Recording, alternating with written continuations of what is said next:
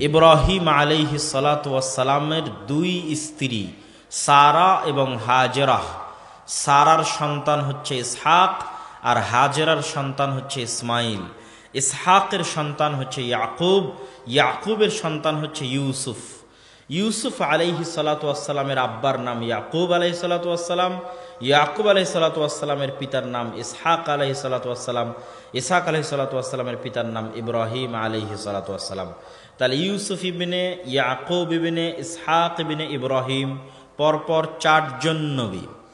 এই ইউসুফ আলাইহিস সালাতু ওয়াস সালামের 11 ভাই তথা ইউসুফ আর তার 11 ভাই মিলে মোট 12 জন।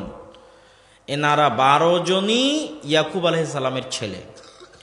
এই 12 ছেলেকে এবং তাদের পরবর্তী বংশধরকে বলা হয় বানু ইসরাইল। ইসরাইল হচ্ছে ইয়াকুব আলাইহিস সালামের আরেকটা সেকেন্ড নাম। ইয়াকুব আলাইহিস সালামের সেকেন্ড নাম হচ্ছে ইসরাইল। বানু মানে সন্তান, বংশ। এই বংশটা বসবাস করত ফিলিস্তিনে। আজকের যে ফিলিস্তিন, আজকের যে মসজিদে আকসা, আজকের যে জেরুজালেম, এখানেই বসবাস করত বানু ইসরাইল তথা ইব্রাহিম আলাইহিস সালামের প্রথম স্ত্রী সারার সন্তান ইসহাক এবং তাদের পরবর্তী বংশধরেরা। তারা এই জেরুজালেমে আসলো কিভাবে? ইব্রাহিম আলাইহিস সালাতু ওয়াস সালামের বাপের বাড়ি ছিল ইরাক।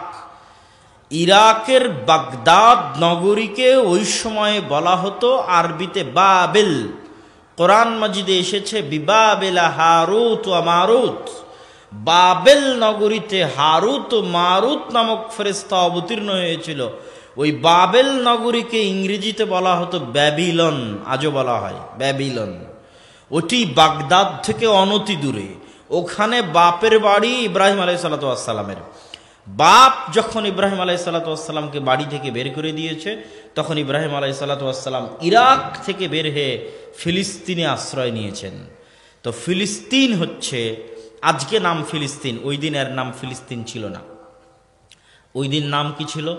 ওই দিন নাম ছিল শাম বা সিরিয়া।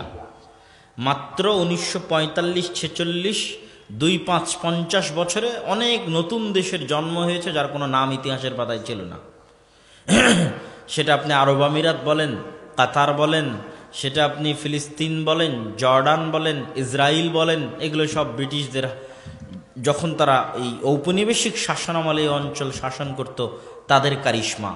মূলত এই অঞ্চলের ইসরায়েল, এই অঞ্চলের জর্দান, এই অঞ্চলের ফিলিস্তিন, এই অঞ্চলের লেবানন এবং এই অঞ্চলের বর্তমান সিরিয়া, এই 5টা দেশ মিলে বলা হয় আরবিতে শাম।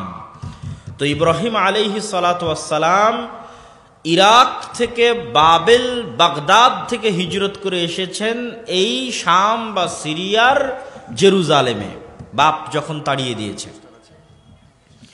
আর এই একই জায়গায় হিজরত করে বা আল্লাহ বাঁচিয়ে পাঠিয়ে দিয়েছেন লূত আলাইহিস সালামকে। লূত আলাইহিস সালামের যখন শহর উল্টিয়ে দিলেন, তখন লূত আলাইহিস সালাম মুমিনদের নিয়ে এই জেরুজালেমে আশ্রয় নিলেন। এই জন্য শামকে বলা হয় দারুল হিজরাহ লি ইব্রাহিম।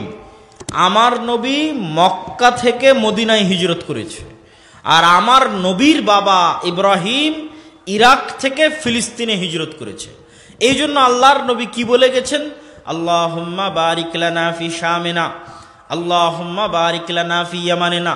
হে আল্লাহ, আমাদের সিরিয়াতে বরকত দিন, আমাদের শামে বরকত দিন। কেননা শাম তার বাবা ইব্রাহিমের হিজরতের জায়গা। জেরুজালেমে হিজরত করে এসেছিলেন তার বাবা ইব্রাহিম ইরাক থেকে। এই জন্য রাসূল সাল্লাল্লাহু আলাইহি ওয়াসাল্লাম বলে গেছেন, লা তাযালু তায়ফাতুম মিন উম্মতি যাহিরিনা আলাল হক লা ইয়াদুররুহুম মান খাযালাহুম।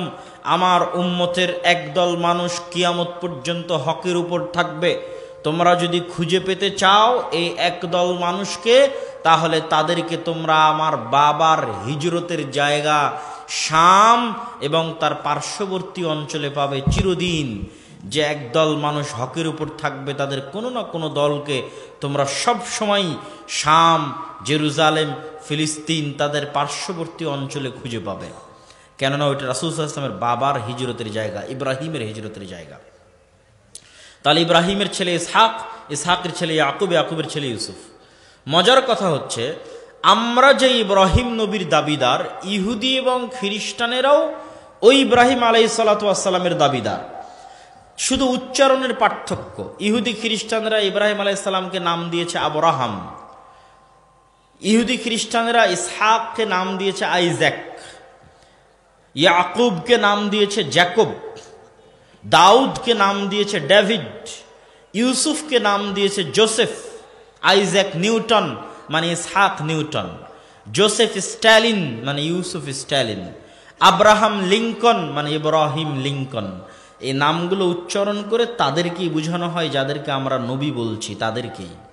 কেননা তারাও মিল্লাতে ইব্রাহিমের দাবিদার। এই জিনিসটা আমাদের বুঝতে হবে। পৃথিবীতে 3টা ধর্ম মিল্লাতে ইব্রাহিমের দাবিদার, ইহুদিরাও, খ্রিস্টানেরাও, আমরাও। কিন্তু আল্লাহ কোরআনে আমাদের জন্য বলে দিয়েছেন আর তাদের জন্য বলে দিয়েছেন, মা কানা ইব্রাহিম ইহুদিয়ান ওয়ালা নাসরানিয়ান। এই ইহুদি খ্রিস্টানেরা তোমাদের ক্লিয়ার করে দিচ্ছি, পরিষ্কার করে দিচ্ছি, তোমরা তো খুব দাবি করো যে তোমরা ইব্রাহিমের অনুসারী। তো ইব্রাহিম ইহুদিও ছিল না, খ্রিস্টানও ছিল না, ইব্রাহিম ছিল আল্লাহর সামনে আত্মসমর্পণকারী মুসলিম। অতএব তোমরা যদি সত্যিকার ইব্রাহিমের অনুসারী হও তাহলে মুসলিম হও। সম্মানিত উপস্থিতি, তো ইউসুফ আলাইহিস সালাম পর্যন্তই পুরো বংশ জেরুজালেমে। ইউসুফ আলাইহিস সালাতু ওয়াস সালাম, আপনারা খুব প্রসিদ্ধ ঘটনা জানেন, ভাইদের ষড়যন্ত্রে কুয়াতে নিক্ষিপ্ত হয়ে, কুয়া থেকে ব্যবসায়ীদের মাধ্যমে উদ্ধার হয়ে ব্যবসায়ীরা মিশরের বাজারে বিক্রি করলো। আজকে যেমন গাজা থেকে মিশরে যাওয়ার রাস্তা সহজ, আর দুনিয়ার কোথাও গাজাবাসী যেতে পারবে না, গাজা থেকে একমাত্র মিশরে যেতে পারবে, ঠিক সেই কালেও জেরুজালেম ফিলিস্তিন থেকে মিশরে যাওয়া সহজ। 5000 বছর থেকে ফিলিস্তিনের সাথে মিশরের যোগাযোগ। তো ইউসুফ আলাইহিস সালামকে ফিলিস্তিনের কুয়া থেকে নিয়ে মিশরের বাজারে বিক্রি করে দিল। মিশরের বাজারে এক বাদশার বাড়িতে বিক্রি হয়ে সেখানে তার বাড়িতে কাজ করে মিথ্যা অপবাদ মাথায় নিয়ে জেলে গেলেন। 7 বছর জেল খাটলেন। 7 বছর জেল খাটার পর বয়স যখন 30-35, তখন জেল থেকে বের হয়ে মন্ত্রী হলেন। জেল থেকে বের হয়ে যখন অর্থমন্ত্রী হলেন, তখন এবার নিজ মায়ের পেটের ভাই বিনিয়ামিনের মাধ্যমে বাকি 10 ভাইয়ের সাথে পরিচিত হয়ে বাবাকে ডেকে পাঠালেন। নিজের জামা ছিঁড়ে দিয়েছিলেন ভাইদের হাতে, যে বাবার চোখে লাগালে বাবার চক্ষু ফিরে পাবে, বাবাকে সহ তোমরা সবাই মিশরে চলে আসো। তখন বাবা ইয়াকুব আলাইহিস সালাতু ওয়াস সালাম তার 11 সন্তান এবং তাদের পরবর্তী বংশধর বিশাল 70 জনের পরিবার নিয়ে ফিলিস্তিন থেকে মিশর গেলেন ইউসুফ আলাইহিস সালামের কাছে। এবার বানু ইসরাইল মিশরে চলে আসলো। মূলত বানু ইসরাইলদের মিশরে থাকার কথা নয়, এদের থাকার কথা ফিলিস্তিন, জেরুজালেমে। মিশরে চলে আসলো।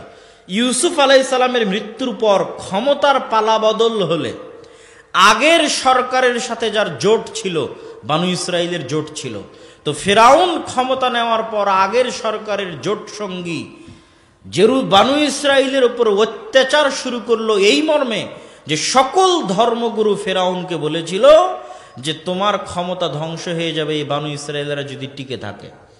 এই অত্যাচার, এই নির্মম নির্যাতন চলল 300 বছর। ইউসুফ আলাইহিস সালাতু ওয়াস সালাম মারা গেলেন। ইউসুফ আলাইহিস সালাতু ওয়াস সালামের মারা যাওয়ার পর 300 বছর যাবৎ চলল ফিরাউনের জুলুম। 300 বছর পর নতুন একজন নবী আসলেন বানু ইসরাইলের মধ্যে, তার নাম মুসা। মুসা আলাইহিস সালাতু ওয়াস সালাম বানু ইসরাইলের মধ্যে মিশরে আসলেন। মুসা আলাইহিস সালামের ঘটনা আমাদের প্রয়োজন নাই, আমাদের টার্গেট জাস্ট বানু ইসরাইলদের উত্থান থেকে পতন দেখা, মুসলমানদের উত্থান থেকে পতন দেখার জন্য। মুসা আলাইহিস সালাতু ওয়াস সালাম বানু ইসরাইলদের নিয়ে ফিরাউনের কাছে যা হলো হলো। দীর্ঘদিন পর উনি বানু ইসরাইলদের নিয়ে এবার ফেরত যাচ্ছেন বা পালিয়ে যাচ্ছেন, যেটাই বলেন। কোথায় ফেরত যাচ্ছেন? ওনার বাপ দাদার আদি ভিটা জেরুজালেম ফিলিস্তিনে। কেন? মুসার 300 বছর আগে ইউসুফ এবং তার বাবা ইয়াকুব জেরুজালেম থেকে মিশরে এসেছিলেন।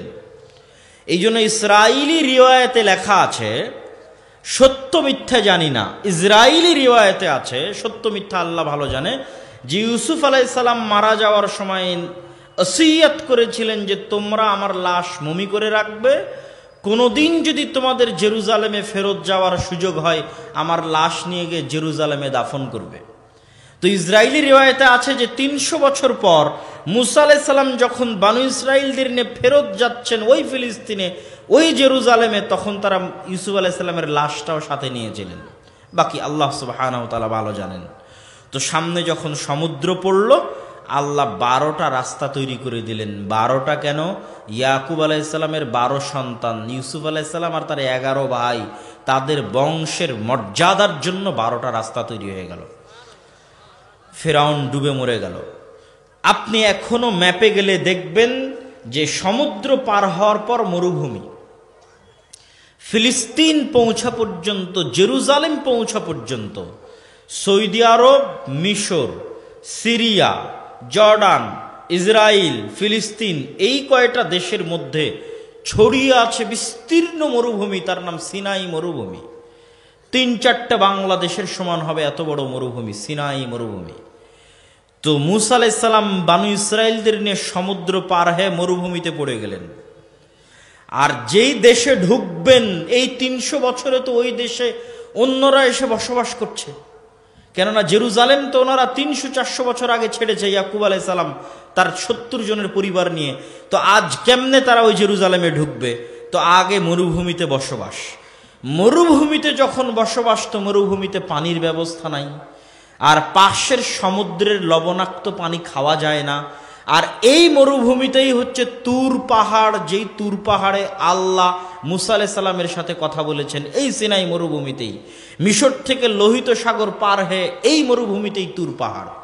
তো পানির নাই ব্যবস্থা। এবার আল্লাহ কোরআনে বলছেন, কোরআনের মধ্যে বানু ইসরাইলের ঘটনা যত বিস্তারিত আছে আর কোথাও নাই। আল্লাহ কোরআন মাজিদে বলছেন, ওয়াইদ ইসতাসকা মূসা লিকওমিহি ফাকুলনা ইদরিব বিআসাকাল হাজার ফানফাজারাত মিনহু ইসনাতা আশারাতা আইনা ক্বাদ আলিমা কুল্লু উনাসিম মাশরাবাহুম। যখন মুসার কওম বানু ইসরাইল মুসাকে বলল, এ মুসা, কোথায় নিয়ে আসলে? মরুভূমির মধ্যে পানির ব্যবস্থা নাই, তোমার আল্লাহকে বলো পানির ব্যবস্থা করে দিতে। আমি মুসাকে বললাম, তোমার হাতের লাঠি দিয়ে পাথরে আঘাত করো। মুসা লাঠি দিয়ে পাথরে আঘাত করলো, পাথর থেকে 12টা ঝর্ণা বের হলো। বলেন আল্লাহু আকবার। 12টা কেন? আল্লাহ কোরআনে বলছেন 12টা। 12টা কেন? ওই যে ইয়াকুব আলাইহিস সালাতু ওয়াস সালামের 12 সন্তানের সম্মানে 12টা ঝর্ণা। তো মরুভূমিতে খাবারের ব্যবস্থা নাই, রাস্তা পার, সমুদ্র পার হওয়ার সময় যা খাবার নিয়ে আসছিল শেষ হয়ে গেছে। খাবার কোত্থেকে আসবে? আল্লাহ বললেন, ঠিক আছে, টেনশন নাই, আমি জান্নাত থেকে খাবার পাঠাচ্ছি, মান্না এবং সালওয়া। মুফাসসিরিনে কেরাম লিখছেন, মান্না সালওয়া কি? পৃথিবীর সবচেয়ে দামি মাশরুম, যার কেজি প্রতি মূল্য বর্তমান বাজার দর অনুযায়ী 5 লক্ষ টাকা কেজি। 1 কেজি মাশরুমের দাম। পৃথিবীর সবচেয়ে দামি এবং উন্নত মাশরুম। আর কোয়েল পাখিও জাতি, এক প্রকার পাখি যারা আকাশ থেকে উড়ে আসতো, জান্নাত থেকে উড়ে আসতো, গাছে বসতো, সকালবেলা ধরে জবাই করে ওই মাশরুমের সাথে মুফাসসিরিনে কেরাম লিখছেন গাছে ঝুলন্ত আকারে থাকতো, অথবা তাদের বাড়ির চালে বরফের বৃষ্টির মতো মাশরুম পড়ে থাকতো। এই মান্না এবং সালওয়া আল্লাহ তাদের খাবারের ব্যবস্থা করে দিলেন। এই যে তাদের উপর আল্লাহ পর পর কতগুলো দয়া করলেন। এক, আল্লাহ তাদেরকে ফেরাউনের কবল থেকে বাঁচিয়ে দিলেন, ফেরাউনকে ডুবিয়ে দিলেন। সমুদ্রের মধ্যে রাস্তা তৈরি করে দিলেন, তাদের জন্য মরুভূমিতে পানির ব্যবস্থা করে দিলেন, মরুভূমিতে জান্নাত থেকে খাবারের ব্যবস্থা করে দিলেন। এবার এই বানু ইসরাইলের পাল্টা উত্তর ব্যবহার দেখেন আল্লাহর সাথে। আল্লাহ করলেন এগুলো, এবার বানু ইসরাইলের ব্যবহার আল্লাহর সাথে, যা আল্লাহ নিজে কোরআনে বলছেন। কি ব্যবহার? ওয়াইদ ওয়া'আদনা মূসা 40 লাইলা, মূসা আলাইহিস সালাতু ওয়াস সালামকে আল্লাহ ডেকে পাঠালেন তার ইবাদতের জন্য তুর পাহাড়ে 40 রাত, 40 দিন। মূসা আলাইহিস সালাম যেই 40 দিন তুর পাহাড়ে আল্লাহর ইবাদত করেছেন, ওই 40 দিনের শেষ 10 দিন যুলহজ মাসের প্রথম 10 দিন। যুলহজ মাসের প্রথম 10 দিনে কি হয়? আরাফার সিয়াম, হজ, কুরবানি। ওই যুলহজের প্রথম 10 দিন মূসা আলাইহিস সালামের তুর পাহাড়ে কাটানো 40 দিনের শেষ 10 দিন। এই 40 দিনের মধ্যেই বানু ইসরাইলেরা বাছুরের পূজা করা শুরু করলো। বলেন নাউজুবিল্লাহ।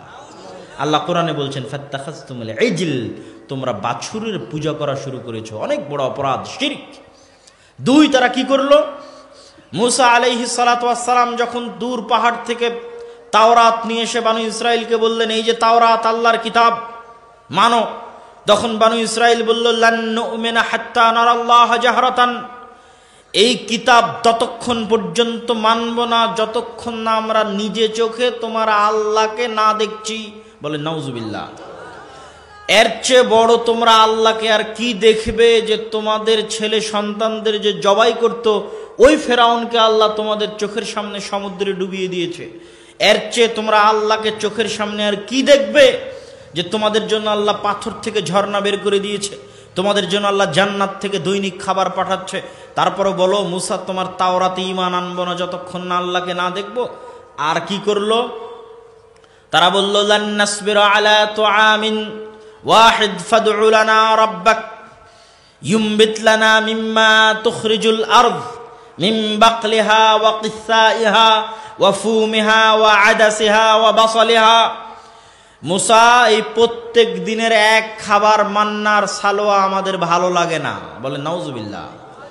মুসা তোমার আল্লাহকে বলো, তুমি যদি সত্য নবী হও, তোমার আল্লাহ যদি সত্য নবী হয়, তাহলে মরুভূমির মধ্যে থেকেই শশা বের করে দিক, গাজর বের করে দিক, পেঁয়াজ বের করে দিক, রসুন বের করে দিক, ডাল বের করে দিক মরুভূমির মধ্যে থেকে। কোরআনের মধ্যে আল্লাহ সুবহানাহু ওয়া তাআলা বর্ণনা করছেন। তখন আল্লাহ সুবহানাহু ওয়া তাআলা তাদেরকে আদেশ দিলেন, ঠিক আছে, যখন তোমাদের চাল ডাল পেঁয়াজ রসুনের দরকার, এই মরুভূমি পার হলে যেই ভূমি তোমাদের বাপদাদাদের ভূমি, আল আরদুল মুকাদ্দাসাহ আল্লাতী কাতাবাল্লাহু লাকুম, যেই পবিত্র ভূমি আল্লাহ তোমাদের জন্য লিখে রেখেছেন, ওই যে পবিত্র ভূমি দেখা যায়, যুদ্ধ করে বিজয় করো। ওই পবিত্র ভূমিতে এখন আমালেকা গোত্র বসবাস করছে, এখান থেকে যুদ্ধ করে গিয়ে বিজয় করো। যখন যুদ্ধের আদেশ হলো, তখন বানু ইসরাইল উত্তরে বলছে ইযহাব আনতা ওয়া রাব্বুকা ফাকাতিলা। মুসা, তুমি আর তোমার আল্লাহ গিয়ে যুদ্ধ করো, আমরা এখানে বসে থাকলাম, যুদ্ধ যেই দিন শেষ হবে সেই দিন আমাদের ডাকিও। বলেন নাউজুবিল্লাহ। কি ব্যবহার এই কওমের! এদের ব্যবহার দেখে মুসা আলাইহিস সালাম হতাশ হয়ে গেলেন। বলেন আল্লাহ, আমি আমার আর আমার ভাইয়ের দায়িত্ব ছাড়া এদের দায়িত্ব নিতে পারবো না। তখন আল্লাহ তাদের উপর আযাব নাজিল করলেন 40 বছরের ইয়াতিহুনা সানা, যে সিনাই মরুভূমির মধ্যে তোমরা 40 বছর পাগলের মতো ঘুরতে থাকবে। এই ঘুরতে ঘুরতেই মুসা আলাইহিস সালাম মারা গেলেন। নতুন নবী হলেন ইউশা বিন নুন। ইউশা বিন নুন 40 বছর পর বানু ইসরাইলকে বলছে, যা ভুল হওয়ার হয়েছে চলো তওবা ইস্তেগফার করে যুদ্ধ করি। ঠিক আছে, তওবা ইস্তেগফার করে যুদ্ধ করতে গেল। আমালেকা গোত্রের বিরুদ্ধে যুদ্ধ করে জেরুজালেম দখল করবে। যুদ্ধ করতে করতে শুক্রবারের দিন বিকেলবেলা, শুক্রবার দোয়া কবুল হয় দুইটার সময়, এক যখন থেকে নিয়ে আজান থেকে নিয়ে ইকামতের মধ্যবর্তী, আর এক আসরের সময়। সূর্য ডুবে গেলেই শনিবার ইহুদি ধর্ম অনুযায়ী যুদ্ধ নিষিদ্ধ, ইবাদত করতে হবে। ফলত ইউশা বিন নুন আল্লাহর কাছে দোয়া করলেন, আল্লাহ, আজকে যদি আপনি সূর্যকে থামিয়ে দেন তাহলে আমরা যুদ্ধ সম্পূর্ণ করে জেরুজালেম বিজয় করতে পারবো। আল্লাহ, আজকের জন্য আপনি সূর্য থামিয়ে দেন, না হলে সূর্য ডুবে গেলে যুদ্ধ বন্ধ হয়ে যাবে, আবার রবিবারের আগে যুদ্ধ শুরু করতে পারবো না, সেই রবিবারে জেরুজালেম বিজয় করতে পারবো কিনা জানি না। রাসূল সাল্লাল্লাহু আলাইহি ওয়াসাল্লাম বলছেন, সহিহ হাদিস এবং বুখারীতেও এসেছে, যে পৃথিবীতে মাত্র একজনের জন্য আল্লাহ সূর্য থামিয়ে দিয়েছিলেন, সেটা ইউশা বিন নুনের জেরুজালেম বিজয় করতে দেওয়ার জন্য। কোন কোন মুহাদ্দিসের কথা অনুযায়ী কয়েক ঘন্টা, কোন কোন মুহাদ্দিসের কথা অনুযায়ী কয়েক দিন সূর্য যেখানে ওখানে স্থির দাঁড়িয়েছিল। বলেন আল্লাহু আকবার। জেরুজালেম বিজয় হয়ে গেল। এতগুলো অপরাধ করার পর এই বানু ইসরাইলকে আল্লাহ জেরুজালেম বিজয় করতে দিলেন, কিন্তু ওদেরকে ছোট্ট একটা আদেশ দিলেন। আল্লাহ কোরআনে বলছেন যে ঠিক আছে, এত অপরাধ করার পর যখন জেরুজালেমে ঢুকছো, একটা কাজ করবা, মাথাটা রাখবা নত, আর মুখে আল্লাহর জিকির থাকবে এইভাবে যে হেত্ততুন। হিব্রু হেত্ততুনের আরবি হচ্ছে আস্তাগফিরুল্লাহ। মাথা নত করে জেরুজালেমে ঢুকবা আর মুখে বলবা আস্তাগফিরুল্লাহ, আস্তাগফিরুল্লাহ আল্লাযী লা ইলাহা ইল্লা হুয়াল হাইয়ুল কাইয়্যুম ওয়া আতুবু ইলাইহি, আস্তাগফিরুল্লাহ, আস্তাগফিরুল্লাহ। যেহেতু আগে অনেক অপরাধ করেছো, আস্তাগফিরুল্লাহ বলবা আর শহরে প্রবেশ করবা। এবার আল্লাহ নিজেই কোরআনে বলছে, জানো বানু ইসরাইল কি করেছিল? আমার এই আদেশের বিরোধিতা করতে গিয়ে মাথা এরকম উঁচু করে, পিছনটা আগে দিয়ে, আর মুখে হিত্ততুনের পরিবর্তে হিনততুন, গমের দানা, গমের দানা, গমের দানা, আস্তাগফিরুল্লাহ বলবো না, গমের দানা, গমের দানা, গমের দানা বলতে বলতে মাথা উঁচু করে পিছন আগে দিয়ে জেরুজালেমে প্রবেশ করেছে। বলেন নাউজুবিল্লাহ। এই বানু ইসরাইলের আর একটা ঘটনা বলে এই পর্ব শেষ, তাহলে আপনি বুঝবেন আমাদের সাথে ওদের মিল কি। দাউদ আলাইহিস সালাতু ওয়াস সালামের যুগে তিনি জাবুর তেলাওয়াত করতেন, সেই যুগের কোরআন জাবুর। তো মাছেরা তার তেলাওয়াত শোনার জন্য নদীর ধারে জমা হয়ে যেত শনিবারের দিন। আল্লাহ বললেন, শনিবারের দিন তোমরা মাছ ধরবে না, কেননা এই মাছগুলো আমার বাণী, আমার কোরআন, আমার জাবুর শোনার জন্য আসে। বানু ইসরায়েলরা কি করলো, শনিবারের দিন যে মাছগুলো তেলাওয়াত শুনতে এসেছে ওগুলোকে বেড়া দিয়ে বানা দিয়ে ঘিরে রেখে দিল, ধরলো না, যে মাছগুলো আটকা থেকে গেল। শনিবার পার হয়ে যখন রবিবার হলো তখন ওই মাছগুলোই যেগুলো জাবুর শুনতে এসেছিল, কোরআন শুনতে এসেছিল, ওই মাছগুলোকে যে আটকে রেখেছিল এরা বেড়া দিয়ে বানা দিয়ে, রবিবারের দিন ওই মাছগুলোকে ধরে নিল। বলেন নাউজুবিল্লাহ। আল্লাহর আদেশের সাথে কত বড় মুনাফিকি, কত বড় ধোঁকাবাজি। আল্লাহ বললেন ঠিক আছে, এদের একদলকে আমি বানর বানিয়ে দিলাম। এখানেই বিজ্ঞানীরা ভুল করেছে। বিজ্ঞানীরা দেখেছে যে মানুষের ডিএনএর সাথে বানরের ডিএনএ সবচেয়ে বেশি মিলে। তার মানে মনে হয় মানুষ আগে বানর ছিল, আস্তে আস্তে মানুষ হয়েছে। কিন্তু ইসলাম বলছে সম্পূর্ণ উল্টাটা। ইসলাম কি বলছে, যে বানরের ডিএনএর সাথে মানুষের ডিএনএ মিলে মানে আল্লাহ যদি কোনোদিন কোনো মানুষকে দ্বিতীয় কোনো প্রাণীতে পরিণত করতে চায় তো মানুষকে আল্লাহ মুরগি বানাবে না, গরু বানাবে না, মহিষ বানাবে না। কেন? ওগুলোর সাথে মানুষের ডিএনএ মিলে না। মানুষকে যদি আল্লাহ মনে করে এক রাতে দ্বিতীয় কোনো প্রাণীতে পরিণত করবে, তাহলে শরীরের মধ্যে সামান্য পরিবর্তন করে দিলেই সকালবেলা মানুষ উঠে দেখবে সে বানর হয়ে গেছে। বলেন নাউজুবিল্লাহ। এটা অস্বাভাবিক কিছু নয়। বানু ইসরায়েলের মধ্যে আল্লাহ ঘটিয়েছেন, আমাদের মধ্যেও ঘটাতে পারেন এবং ঘটাবেন। এটা হাদিসে এসেছে, বানু ইসরায়েলের সাথে যা হয়েছে এই উম্মতের সাথেও তাই হবে। এবার আসেন আলোচনার সারমর্ম। তাহলে এই গেল নবীর সন্তানদের অবস্থা। কোথায় ছিল ইব্রাহিম আলাইহিস সালাম, কোথায় ইসহাক, কোথায় ইয়াকুব, আর কোথায় ইউসুফ, আর কোথায় 300 বছর পর তাদেরই সন্তানেরা বলছে আল্লাহকে না দেখলে আল্লাহকে মানবো না। বলছে তুমি আর তোমার আল্লাহ গিয়ে যুদ্ধ করো। বাছুরের পূজা করছে। আল্লাহ যখন শহরে ঢুকতে বলছে জিকির পাল্টিয়ে দিচ্ছে। যখন মাছ ধরতে নিষেধ করছে ধোঁকাবাজি দিয়ে মাছ ধরছে। তাদেরই সন্তান, ব্লাডলি কানেক্টেড, রক্ত সম্পর্কিত সন্তান। তাহলে একটা জাতির উত্থান, একটা জাতির পতন। ওই জাতির সাথে বানু ইসরাইলের সাথে আমরা যে মিলব, আমরা যে এই যুগের বানু ইসরাইল, আজ 5000 বছর পর আমরা মুসলিম উম্মাহ, আমরা যে এই যুগের বানু ইসরাইল, এটা এই কথা আমি বানিয়ে বলছি না। স্বয়ং রাসূল সাল্লাল্লাহু আলাইহি ওয়াসাল্লাম হাদিসে বলেছেন, লাতাসলুকান্না আও লাতারকাবুন্না, আমার উম্মত অচিরেই অবশ্যই প্রত্যেক ওই রাস্তায় চলবে যেই রাস্তায় বানু ইসরাইল চলেছে। প্রত্যেক ওই গর্তে প্রবেশ করবে যেই গর্তে বানু ইসরাইল প্রবেশ করেছে। এমনকি এক পাটের জুতা আর এক পাটের জুতার সাথে যেভাবে মিলে যায় ওইভাবে মিলে যাবে। এক বিঘত আর এক বিঘতের সাথে যেভাবে মিলে যায় কোনো পার্থক্য নাই। আমার উম্মত বানু ইসরাইলের সাথে ওইভাবে মিলে যাবে। এক পাটের জুতা আর এক পাটের জুতার মধ্যে যেমন কোনো পার্থক্য নাই, বানু ইসরাইল যা হয়ে গেছিল আমার উম্মত তাই হয়ে যাবে। এমনকি বলতে বলতে রাসূল সাল্লাল্লাহু আলাইহি সাল্লাম বলছেন, বানু ইসরাইলের কোনো ব্যক্তি যদি তার মায়ের সাথে জেনায় লিপ্ত হয়ে থাকে, আমার উম্মতেরও কোনো না কোনো ব্যক্তি তার মায়ের সাথে জেনায় লিপ্ত হবে। বলেন নাউজুবিল্লাহ।